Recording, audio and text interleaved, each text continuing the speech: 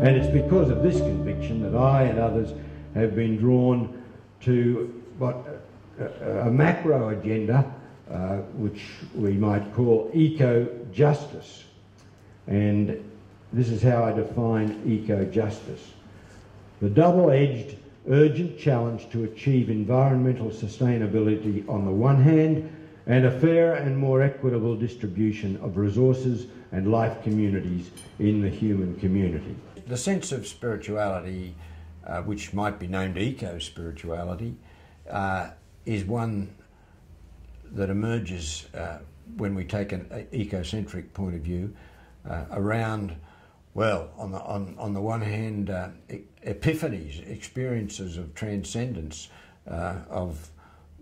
triggered perhaps by the beauty of nature, triggered perhaps by the awesomeness of nature, triggered by a profound sense in the context of our understanding of the science, evolutionary science, of the connectedness of it all, and that ultimately to the person who allows themselves to be embedded by this or embedded with this reality has a strongly spiritual dimension. It transcends oneself.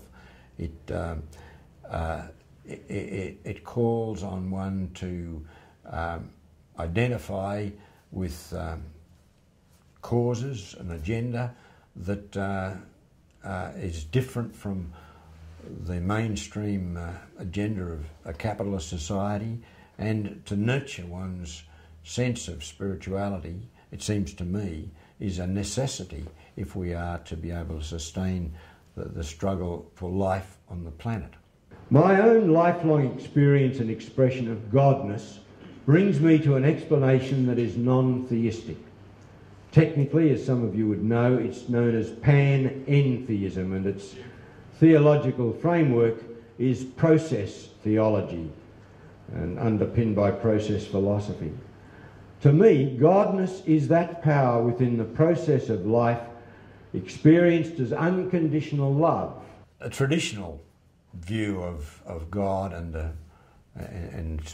the Spirit is, and certainly in the mainstream religions of Christianity, Islam and Judaism, is theistic. That is, there is a God out there, there is a God in control, there is a being who has set all this in motion, those sorts of ideas.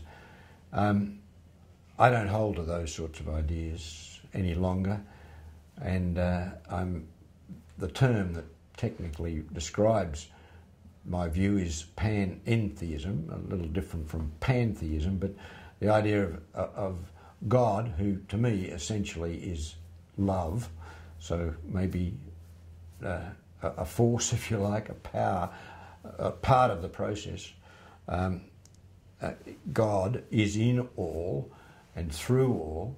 God is here, not an out there entity, and the technical term describing that is panentheism. One of the many pioneers on this journey to a spirituality which is eco-centric was Albert Schweitzer, a great humanitarian Christian of the 19th century. He coined the phrase in his writings of reverence for life, which you'll find a reference to in a lot of the eco-ethical writings.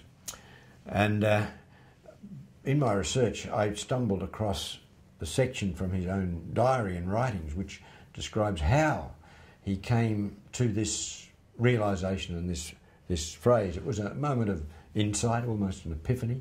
He was watching 4 hippopotamuses on a riverbank walking with their young, and entranced by this, in his weariness, he says, it just came to me as a flash, the idea of reverence for life, which was to him and others since sort of a connecting of the ethical imperative of living with an attitude of reverence for life to a deeper awareness of the nature of life itself as, yes, the driving force of creativity that envelops us all, if you like, the mystery in which all life is embedded. Well, the Earth Charter is a document some of you may be familiar with. There have been full copies of the 64-clause Earth Charter, and you may know some of its history and some of the projects that have been developed alongside it. I can't go into all that now. I urge you, along with looking up the Charter for Compassion on the web, look up the Earth Charter. When one adopts this eco-centric perspective and seeks to nurture one's response in an eco-spirituality way, it quickly becomes clear that the agenda is huge. I mean, it's overwhelming in one sense, but I found it helpful to connect with the Earth Charter initiative. The Earth Charter is a global eco-justice ethics document that came out of the first Rio conference in 1992, or at least the process to develop it came out of the first Rio conference. It's actually a document of 64 clauses, a bit like the Declaration of Human Rights in another sense. And for me, as far as a comprehensive statement of the commitments and the policies that we need to move to as a global community, it is very comprehensive, and I know from first-hand experience of many organisations, even governments, who have taken hold of the document as a guide. If the line I've been taking through this paper is valid, when eco-justice becomes the agenda, eco-spirituality is necessary to nurture those who would take up this challenge. And it is the bridge of practice and faith which can have appeal across all humanity. It represents hope in our common future, hope for the evolution of human consciousness toward that which faithfully represents the best wisdom from our common past. Of course, this agenda put into practice has its cost, and we've experienced that debate anyway in our own Australian community and in other parts of the world too, weighing up the cost and weighing up the most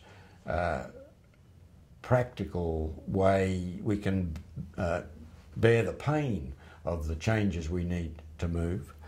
And I suspect that we can never rely on the politicians to give us the lead in this, and we'll continually need a groundswell of people who hopefully are trying to do things in their own local sphere as well as influence the politicians. Am I hopeful that an agenda like the Earth Charter will be actually implemented? I do at times despair. But then I hear some amazing stories of what people, often young people, are doing out on the frontiers of social justice and sustainability in different parts of the world, and I'm encouraged by that.